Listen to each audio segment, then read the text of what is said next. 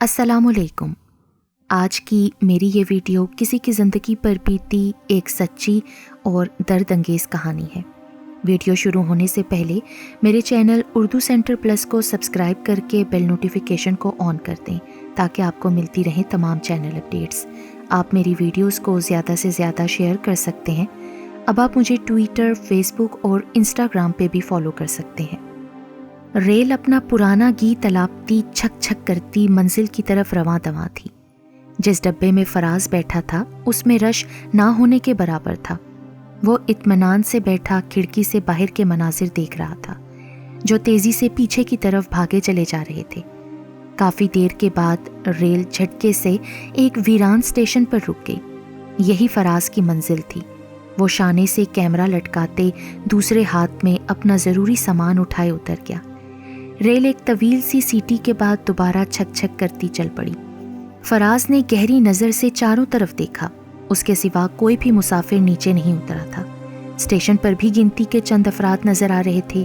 Station سے باہر بھی دور تک کوئی سواری دکھائی نہیں دے رہی تھی۔ اندازے سے ایک کچے راستے پر وہ ہو لیا۔ فراز ہمیشہ کا بہت منچلا اور منموجی لڑکا تھا۔ اس کی فطرت میں قدرت نے شاعرانہ ذوق اور مصورانہ شوق کوٹ کوٹ کر بھر دیا تھا۔ وہ ان اطراف میں کسی مصور اور سیاح کے بتانے پر بیلا جھیل کی چند تصویریں بنانے کے لیے آیا تھا۔ سیاح نے جب جھیل کے حسین و جمیل اور پرکشش نظاروں کا نقشہ اس کے سامنے کھینچا تو وہ خود پر قابو نہ پا سکا۔ چند دن کی سوچ بچار کے بعد آج کشش اسے ادھر کھینچ لائی تھی۔ دن ڈھل رہا تھا۔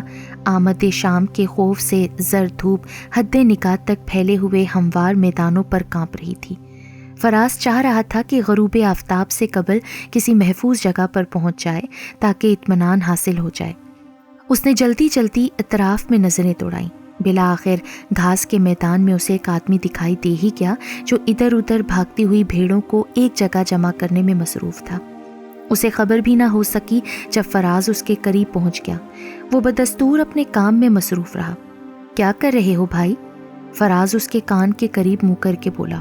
اس نے ہڑبڑا کر جواب دیا، دیکھو بابو، یہ بھیڑیں بہت خراب ہیں۔ اچھا، کیا نام ہے تمہارا؟ فضلو۔ کہاں رہتے ہو؟ جی، بیلا جھیل کے پاس ہماری چھوٹی سی بستی ہے۔ یہ تو بہت اچھی بات ہے۔ اچھا یہ بتاؤ، ایک رات رہنے کے لیے تمہاری بستی میں جگہ مل جائے گی؟ کیوں نہیں بابو، آپ کے لیے تو میری جھونپڑی حاضر ہے۔ کچھ دیر کے بعد فراز فضلو کے ساتھ چل دیا۔ ان کے آگے پیچھے بھیڑ بکریوں کا ریوڑ ادھر ادھر منہ مارتا چل رہا تھا۔ میں کی آوازیں ابھر رہی تھیں۔ جھیل کے نزدیک بستی سے کچھ ادھر ہی فراز ٹھٹک کر رک گیا۔ اس کے چلتے ہوئے پیروں میں جیسے کسی نے زنجیر باندھ دی۔ اس کی پراشتیاق نگاہیں دور تک ریت پر بکھرے ہوئے کھنڈرات کو دیکھ رہی تھی۔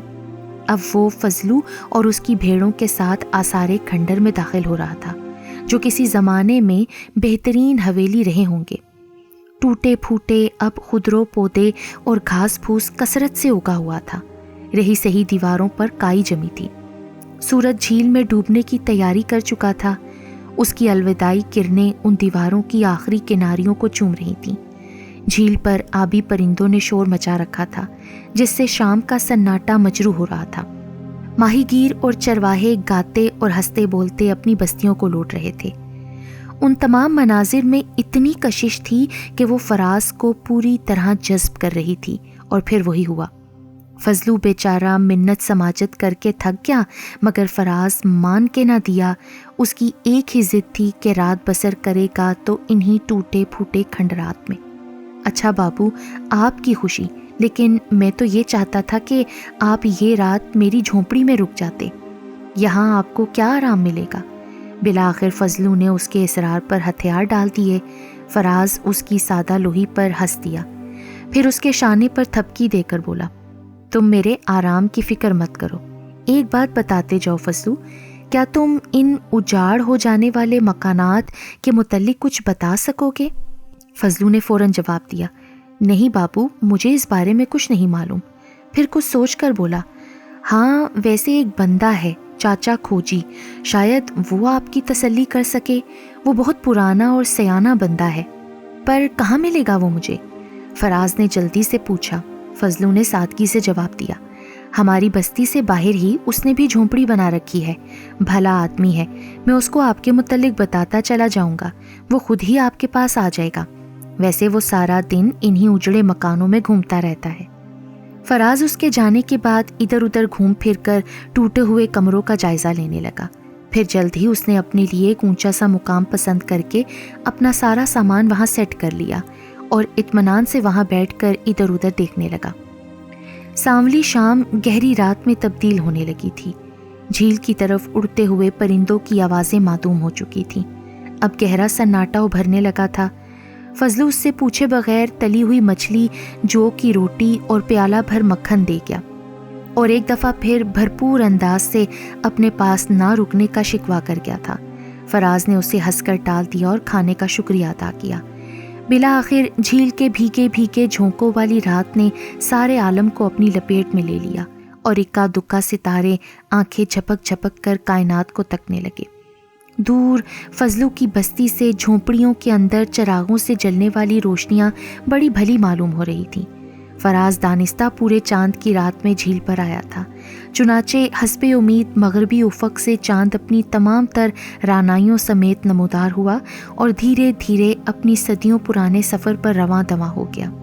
دودھیا روشنی میں ریت کے ذرات چمک اٹھے اور جھیل کے پانیوں پر ایک نقرئی چادر بچھ گئی۔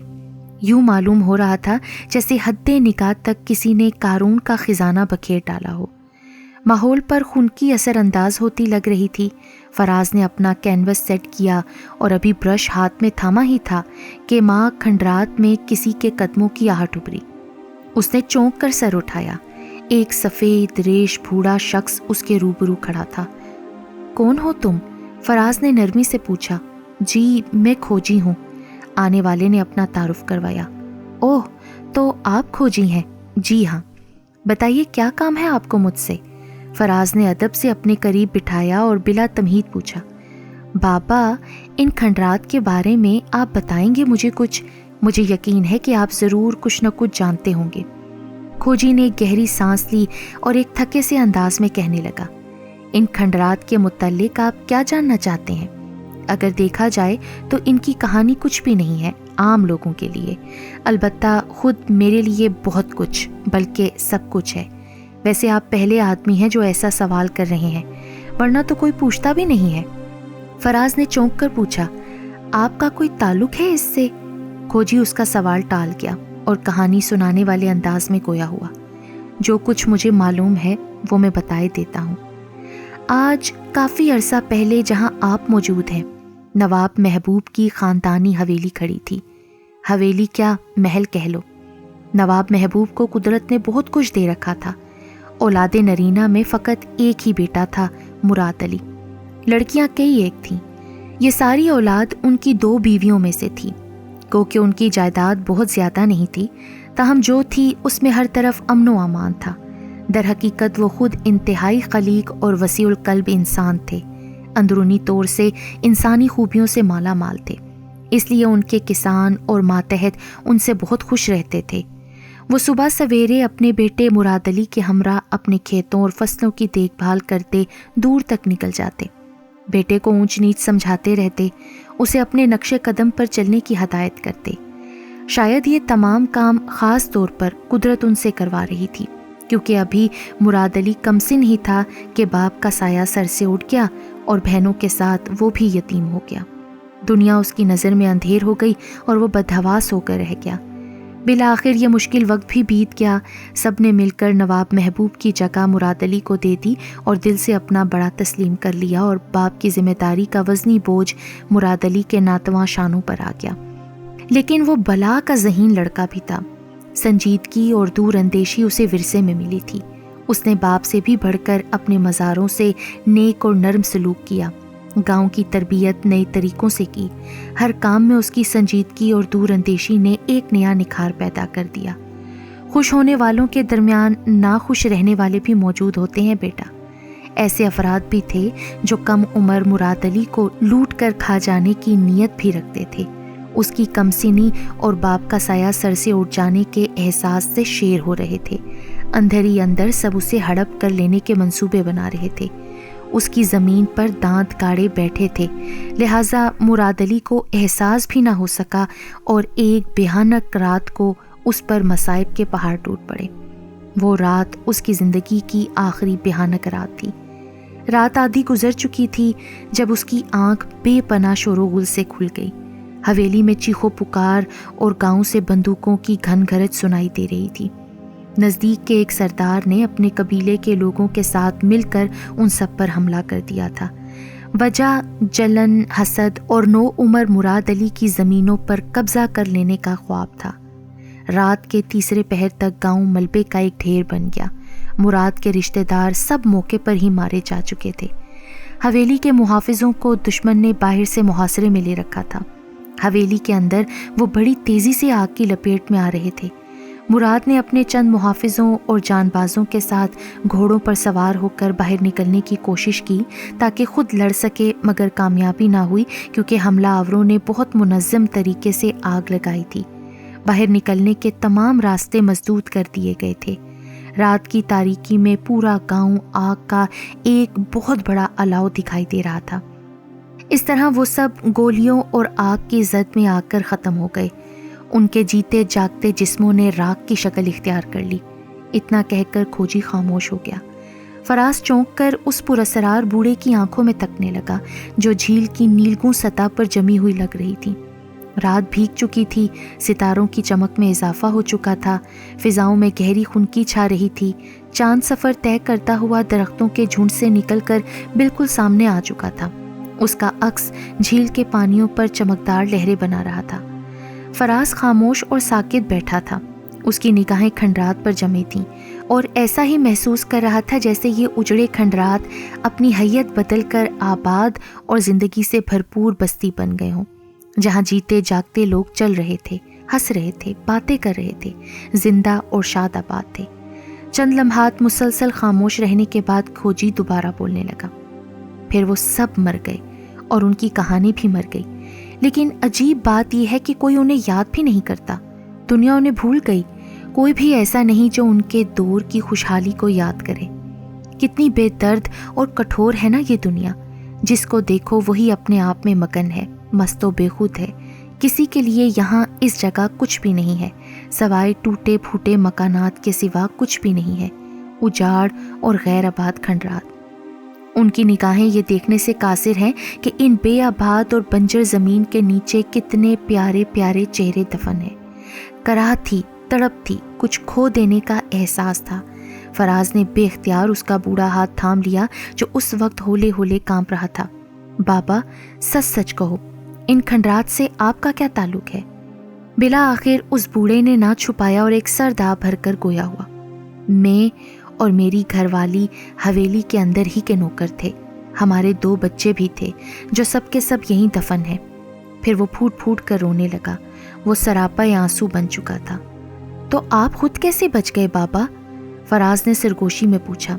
وہ آنکھیں پونچھ کر بولا، میں بھی بہت سارے لوگوں میں بے ہوش پڑا ہوا تھا، خبر نہیں کیوں زندہ بچ گیا۔ ہوش آیا تو سرکتا ہوا آگ سے بچتا ہوا قریب کے کھیت میں چھپ گیا۔ کئی دن چھپا رہا، گنے چوس چوس کر بھوک مٹاتا رہا۔ بعد ازاں اس علاقے سے باہر نکل گیا۔ بہت سال ادھر ادھر بھٹکتا رہا، مگر چین اور سکون زندگی سے رخصت ہو چکا تھا۔